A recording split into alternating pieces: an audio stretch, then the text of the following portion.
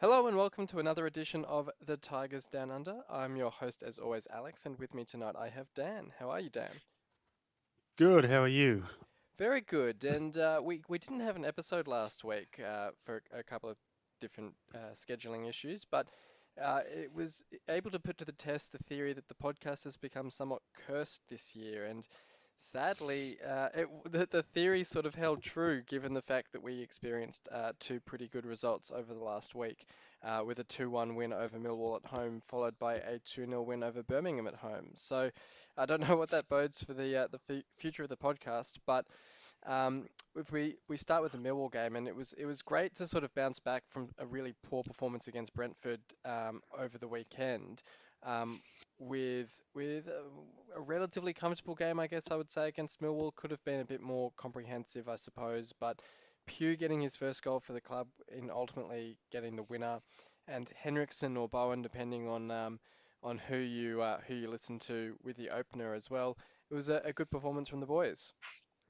Yeah, I mean, and in regards to the Hendrickson Bowen goal, I suppose it depends on what happens when because I think they were trying to appeal to get it credited to Bowen so that he Well, was, yeah, or I, I, something. I guess the importance of that is that if It puts him that onto a goal, 20 goal season or something, I think. yeah, and also I think the stat about consecutive home games scored in, because he scored against Oh, yeah, Birmingham as that's right. well. It It's, I was it think, was eight eight games in eight a row. games, Yeah. yeah. So, So I guess it's. I mean, people sort of wonder, oh, what's the point of, does it really matter? But for those sorts of things, for those records, it can be quite significant. And to be fair, having just watched the replay again, it really it does look like he gets a touch to the ball. It does look like it deviates. I guess it's how much you want to, argue whether the actual shot, the accurate shot, everything came from Henriksen. But uh, you know, you've got to kind of say, if there's any sort of touch on it, you've got to give it to the person with the last touch, surely. yeah, I don't know. I mean, it's always a tough one, but I Yeah. suppose, like, yeah, in terms of technicality, I suppose last touch gets credited with the goal. I mean, you see plenty of own goals where it's just an unfortunate deflection, you know, as much as often as they are that they've skewed a clearance or something. So yeah, I mean, I'm just happy that we got the result against Millwall, and then backed it up pretty well again on the weekend. Yeah, I guess there was a lot of. It was an interesting game, I suppose. The firstly against Millwall and then against Birmingham. That after the Brentford, we seem to be sort of playing a hokey pokey sort of situation with the playoff race, where we sort of get kind of committed to it. We're sort of on the right track to go for the playoffs. And then the minute we look like, if we get the next result, we could actually move into the playoff places, as that Brentford game may have done, we sort of take that step back. And then wins against Millwall and Birmingham sort of put us back on track. And especially that Birmingham game, all the other results, I think, Borough down, all dropped points, meaning that the 3 points against Birmingham were really valuable to get. And I mean, talking about the Millwall game, the Birmingham game was even more comfortable. Two two goals from Bowen in the first half. That first one very much becoming a trademark of his, to have such a powerful finish into the net. And then dispatching the penalty in the second half, where when he was through on goal anyway, and looked really dangerous. So um, it's really hard to read at this stage whether we're a genuine chance of the playoffs, whether it's, you kind of don't want to get your hopes up too much, and then they keep getting dashed, but you sort of just have to sit back and enjoy the ride, I guess. Yeah, I was thinking about that just when we started. That I think last time we were on, we were just about we got to a point where I think I said, we written off the chances of the playoffs, and we were just happy to have been in a position where we're even in the conversation. And then as soon as we've said that, then all of a sudden we're back in it. We're 4 points away from sixth spot now. Admittedly, Bristol's got the game in hand on us, but it's still um, it's still really up or in the air. It's there for the taking if we can take advantage of the some of the fixtures we have in the coming weeks. Yeah, and we'll talk about those coming games in a second. We've got really important games against both Forest and Norwich that could basically define our season. But structurally, I wanted to sort of touch on maybe the slight change that Adkins has made that really has proved the difference potentially in the last couple of games. I think as well the return of Device and Burke down back has certainly helped us. But Mark Pugh moving into a starting position, I think essentially taking, indirectly taking Kevin Stewart's spot with Irvine then dropping back to replace Stewart.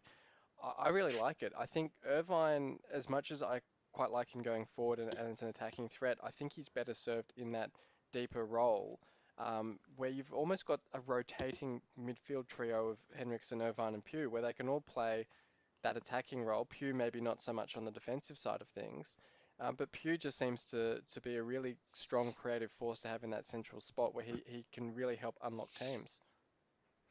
Yeah, well, I remember when when we signed him on the loan, we were saying that he was cover for out wide, but we did know that he had that he was also a possibility to play in that attacking midfield role, and I think he has had to bide his time a little bit, but I think all new signings do. It's not really that often that um, not in the middle of the season that a new signing comes in and is thrown straight into the action unless you're in dire straits. Yeah, So and I think he was brought in as backup on probably our strongest position, which was the wing. Bowen and Krzyzewski were in great form. It wasn't as if, well, for instance, Chris Martin coming in, if you're struggling for a striker option, he might get thrown in straight away. But yeah, he's kind of come into our strongest area. yeah, and then so he had to bide his time a little bit, but he's got a couple. Got started to get some minutes, late in the game out wide, and obviously he showed enough in his time on the park, and obviously he's been shown plenty in training because otherwise, we know that Irvine has been playing that role very successfully this year. You would have Kevin Stewart, as you mentioned, back in that deeper role, or we've kind of got there's players available. So Batty as well, um, yeah.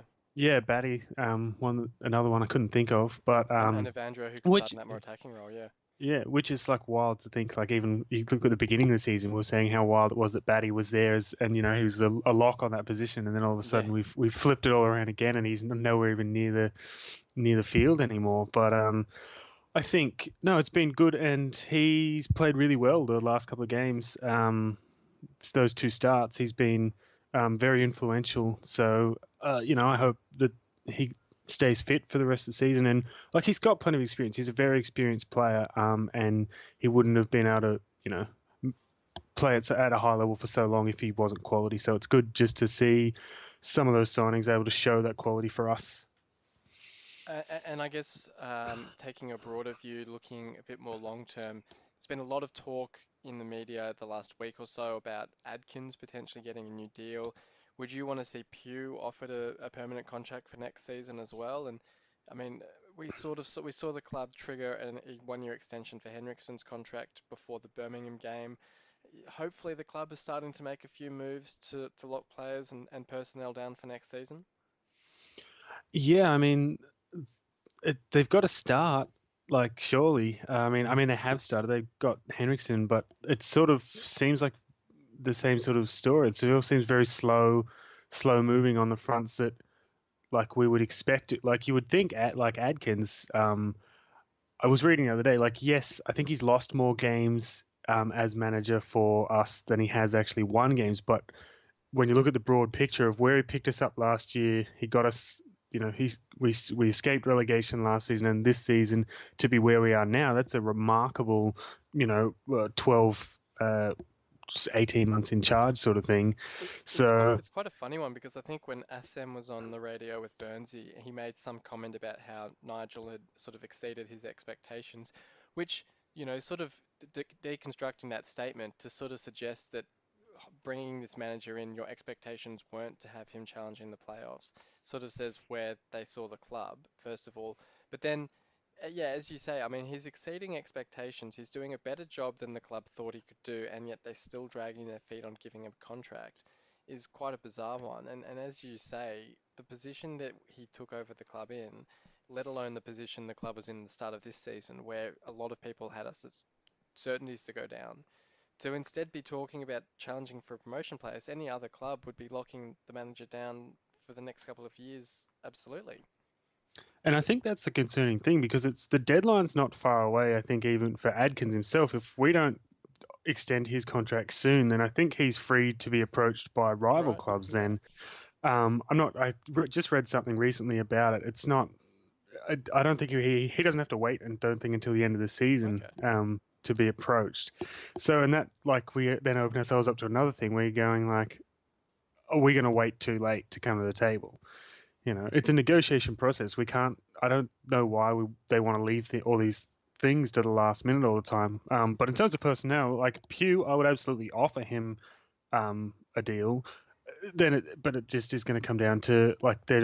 I know they're talking about because we've got no parachute payments next season. They want to cut the wage bill again to fit in line with being a lower mid-table club or something. I think is what the statement was that I read. So I expect there'll be more, wage cutting, but in some of that's obviously going to be our expected departures. Yeah. The ones that we've already spoken about enough probably, but And you I sort of think think, I mean, yeah, if we were to sell Bowen for, call it 10, 15 million pounds, surely within that you could find portion of budget for, say, Pugh's wages, and a portion of that for signing of, a League One or a League Two unproven winger as sort of a potential longer term replacement. Obviously, Pugh's a bit older, he's not going to be around for that long. But surely you could find that sort of money and then still pocket as much of it as you need to sort of draw down the debt or whatever. But it's things like that which it just I would not be surprised if we don't sign Pugh and it's one of those situations where you just sort of let him go back to Bournemouth, and then we struggle around for some League One player to, or you know, um, some sort of middle of the road player that doesn't really offer a whole lot that will sign for £1 million or £2 million and doesn't actually end up doing much. yeah, I'm not. It's concerning. I think I guess the forgotten man in all these equations is poor old David Milinkovic sitting on the Yeah, pond, sitting in the stands watching every week. But yeah, I mean, I sort of yeah, I think Pugh already has shown enough that he deserves at least to be offered something, and I think he's one who would mitigate some of the losses that we all expect to incur next season. yeah, yeah. It'll be interesting, and I think a lot. It's hard because as long as there's sort of any hope of playoff places alive, I'm sure the owners are sort of trying to toe the line of you don't want to commit too much to resources for next season that potentially are a waste of time, whether it's re-signing players who then end up not being used if we were to go up, or committing players to contracts in the belief that we might be able to go up and then we don't. So I do understand and appreciate there's that side of it, but you've got to be at least the manager has to be looked at for a contract. Um, but yeah, I mean a lot of where we'll end up next season does fall on the next couple of games, and none more so than the game against Forest this weekend. Um, I think after we went on our big run from the end of October, Forest might have been the only or one of the only sides that we lost to during that great upturn in form. So they're certainly a side that we have to be wary about. And they've had two wins in their last five, only one loss in their last five. Though that was their last game, I believe. And they're just above us on goal difference, really. So it's as tight as they come, and a win against them would certainly propel us up at least one place, potentially two in the table if Birmingham weren't to win. And suddenly we'd only be potentially 1 point outside the playoffs. So, how do you see this game against Forest shaping up, and just how important is it for our season? Um, yeah, I think it's going to be it's going to be a tough game for us. But I think if if we got Device and Burke at the back, that's going to keep us in good stead. I think Device and Lehigh are maybe on the watch list a little bit, but I can't remember if that was for this game or if I'm thinking of last game. But yeah, I think if they can come in like, we know that we can score goals, but we also know that when when Device and Burke haven't been our partnership, that we Yeah, concede. The stats are pretty crazy. For this second half of the season with them and without them. So I think that defensive partnership and the defense will play a big part in this game. I'm no doubt that we can score goals. I think I don't think it'll be a lot. I still think it'll be one or two goals, but I think we'll create plenty of chances. But yeah, I think it will be close. But I really do think it depends on what defensive players we are actually able to put out on the weekend. yeah, and then considering the fact that our last couple of away games have been that 2-0 loss to Derby and then the 5-1 loss to Brentford, it would really be a good time to sort of right those wrongs and pick up a few points on our away travels. And I think you're right. If we were to win the game, I think it would be something like a 2-1 or a 1-0 sort of scrappy win. But we generally have a good record against Forest the last few years from memory, so I do hope that we can get going against them and really sort of give a late push to the playoffs. The other game that we've got coming up is against Norwich, and Norwich were one that when they were flying and they won, I can't remember how many games it was in a row, they came to the KCOM and really looked to be basically, smashing us by a tennis scoreline sort of situation, and we held them to a nil-nil draw, which was one of the first few sort of signs of the green shoots of recovery for our season. Which was great to see. And we play them midweek, Thursday morning our time, and I think it's actually televised as well, which will be great. Might try and catch that before work on Thursday. Um, Currently, they're top of the championship, 4 wins from their last five. Really sort of going back and forth between them and Leeds. But you never know. I mean, a bit of pressure goes on them. You know, chasing teams in Sheffield United and West Brom potentially closing the gap on them can do funny things late in the season, and there's every chance that we could get something against them, whether it's a point or 3 points. And it really, I guess, depends on how we go against Forest, whether our confidence is up. Yeah, that's what I was just actually gonna say. Was that I think the game against Norwich may well depend. The result of that game may well depend upon our result against Forest. If we can go well against Forest, if we pick up a win there, I could easily see us then going and repeating a similar performance and picking up maybe two scrappy, 1-0 wins in a row, um, and then being right and think of it. But I think the flip side is also true. I think if Forest beats, if we lose to Forest, then I could easily see then going to Norwich and them being full of confidence and us we're sort of back in that sort of rocky sort of not sure whether we're playing well or not confident or or are we confident? So I think it's I think these two matches without putting too much emphasis on them because there's still 9 games, 11 games to go, so 9 after these two. But they could well be season defining. I think it's going to be like we're going to get 6 points or we're going to get 1 or one. 0 sort of I thing. think, Yeah, yeah. yeah, Well, it's crazy when you look at the table and the fact that from 8th to I think 15th, there's only 4 points separating them, and it's pretty remarkable that we're sort of able to maintain our place in the table. It's not as if the sides below us are, 4 or 5 points behind us and giving us that bit of a gap, so that if we drop points, we're not falling down the table. We are actually sort of holding our own, getting the wins, getting the points ticking over, and picking up our 50th point against Birmingham was great. And generally in the championship, I guess you'd say maybe about 45 to 50 points is what you need for safety. So um, it's sort of, I guess, similar to the 40-point barrier in the Premier League of, survival. 50 points is basically confirming our status for next season, which is, that's always the first aim. I guess the next aim is to finish top half, and then if we can secure top half, is push on and make the playoffs. But um, yeah, I think chances are if we are to get results in these two games, they are going to be scrappy. I think having Device and Burke back is great, and I think it's timed well for the run in to have them fully fit.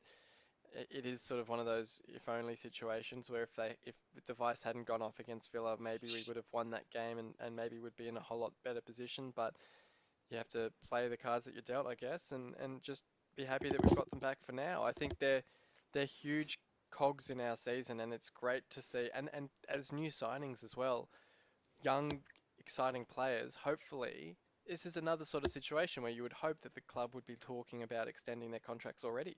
You know, giving them longer contracts. And it's all part of that future planning that the club has really lacked ever since the Allams have been here, basically, where we don't ever look to tie a 21, 22-year-old player to a 5-year deal. We always seem to look to do these 2 or 3 year deals with options for a fourth or third year, rather than longer term locking them down, even just to protect their resale value. Yeah, I think you sort of hit the nail on the head there. In terms of Device and Burke, they are potentially, if we can keep them the way they've grown this season, in their first season at the club, the way they've grown, the way they've formed that partnership together, they have the potential to be not only an important part of our football club and our spine, but they have the potential to be one of the most effective partnerships probably in the division, in the championship. I think if we did happen to get promoted, it's a completely different story.